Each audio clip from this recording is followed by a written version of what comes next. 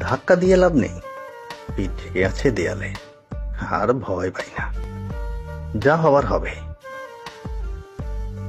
মন থেকে উঠে যাওয়া জিনিস দামি হলেও অরুচি।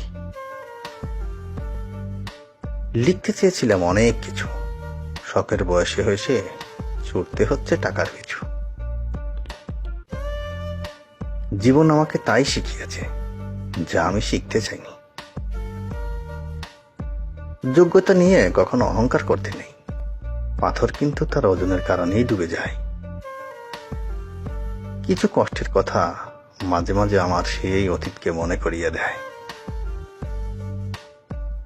কিছুটা সময় চুপ থেকে দেখলাম মানুষ সত্যিই ভুলে যায়। খারাপ সময়টা একাই পার করতেছি, কষ্ট হয় কিন্তু মানিয়ে নিতেছি। কথায় কথায় যারা হাসে